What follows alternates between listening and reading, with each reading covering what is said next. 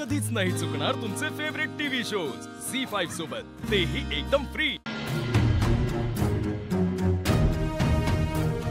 आई तुम्ही जेवून घ्या ना। तू जेवलास की आम्ही जेवू? अरे सावकाश।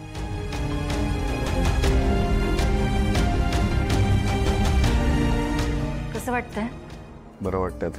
Very good. मग आता थोडंसं खाऊन घे। तुम्ही पण जेवून घ्या।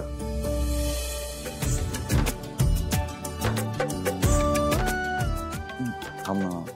सॉरी।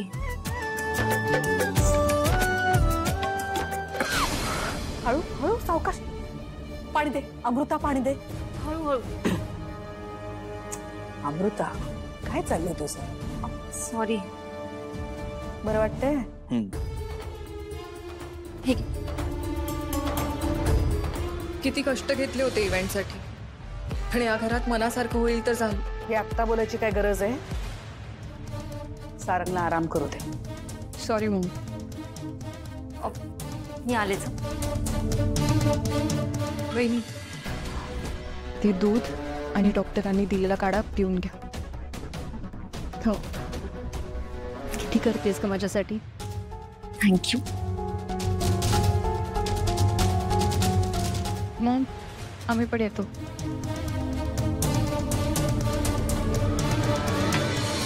आई ऐश्वर्या, बरं वाटतंय?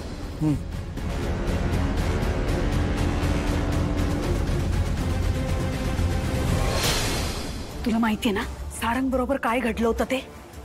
मग आय एम सॉरी मॉम। सारंगला जेव्हा गुंड घेऊन गेले तेव्हा तो दिवस आमच्या आयुष्यातला काळा दिवस होता। त्यानंतर सारंगचं आयुष्यच बदललं। I am extremely sorry Maugham.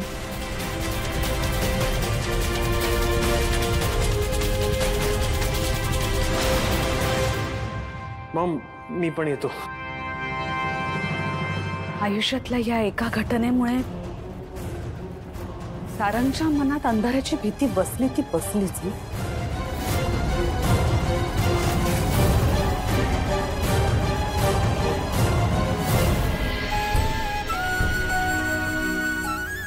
हाय, तुम्ही नका काळजी करू।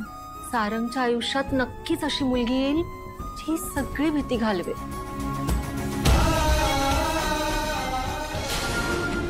अरे ऐश्वर्या, ये ना।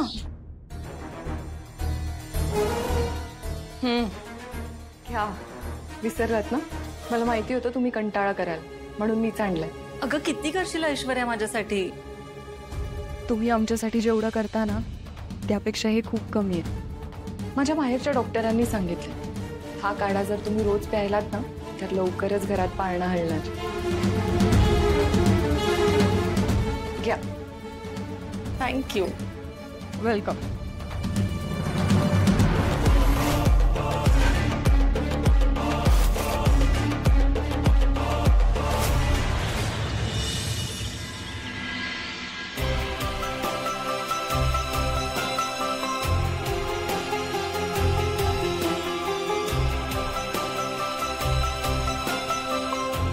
आई किती वेळा सांगितलं तुला मी माझ्यासाठी जागरण नको करत जाऊस। बरं वाटतंय? नक्की। सॉरी जरा डोळा लागला। तू फ्रेश हो, मी सुद्धा आवरून येते।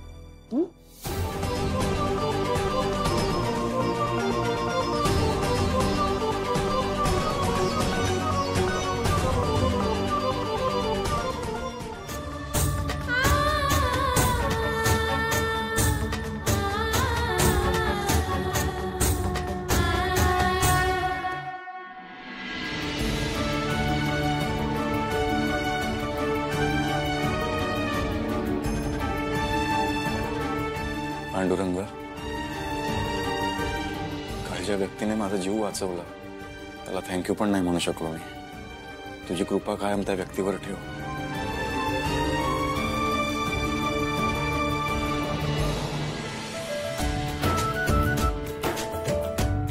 वहिनी प्लीज जरा घाई कर ना, मला लवकर जायचंय बाहेर. झालंच रे. सरू मावशी हे काय? अरे इतकी वर्ष राहते मी या घरात. सारंगला ताप भरल्यानंतर दुसऱ्या दिवशी गुळाचा काढा करून द्यायला सांगता मॅडम. सवय झाली आता या सगळ्याची. सोहम चलतंय, सारंगसाठी गुळाचा काढा करा. ब्रेकफास्ट सगळा झालाय ना? हो होईलच थोड्या वेळात. गुड. मानलं पाहिजे तुमचा एक्सपिरियन्स.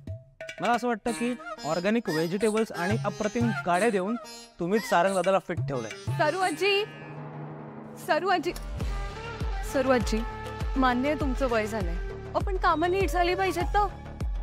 ही प्लेट बघा नीट घासली नाहीये. ऐश्वर्या, कधीतरी काही काम आपण स्वतः करून घ्यावी. मान्य आहे मला, पण घरातल्या लोकांची काळजी आहे मला.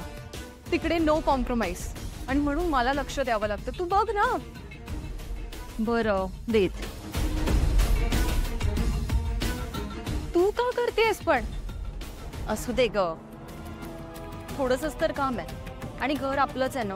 मग घरासाठी काही गोष्टी केल्या तर काय बिघडलं तर, हो की नाही? ऐश्वर्या ना ऑर्डरच सोडत असते फक्त. कामाच्या नावानं शिमगा. असू द्या हो मावशी, असतो आता एकेकाचा स्वभाव. हो, पण सोन्यानं कसं राहावं हे खरं तर तुझ्याकडे शिकायला हवं. हो, हे घर सगळं सांभाळणारी तूच आहेस ग बाई. चालायचंच हो. मला सांगा, आपली पाचही बोटं सारखी असतात का? नाही ना. आणि कसं आहे ना, मी घरातली कामं करते तर ऐश्वर्या घर सांभाळते. आणि महत्वाचं काय, प्रत्येकाने आपापलं काम व्यवस्थित केलं ना तर कोणालाच कोणाची गरज लागत नाही, हो की नाही?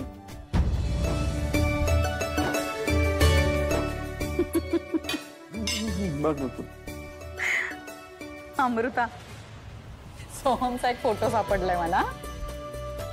फॅन्सी ड्रेस मध्ये सिंड्रेला झाला होता, आठवतंय? Maugham please. का चिडवते त्याला? तुझी हाऊस होती त्याला सिंड्रेला बनवायची. सॉरी, खरं तर हो. नाही म्हणजे आम्हाला मुलगीच हवी होती, पण तू झालास. Sorry madam. अहो किती चिडवताय तुम्ही त्याला. लग्नाचा झालाय तो आता. त्याचं नाही लग्न करणार आहे मी.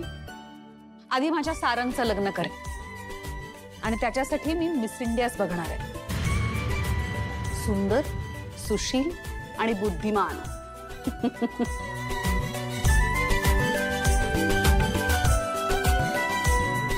सॉरी.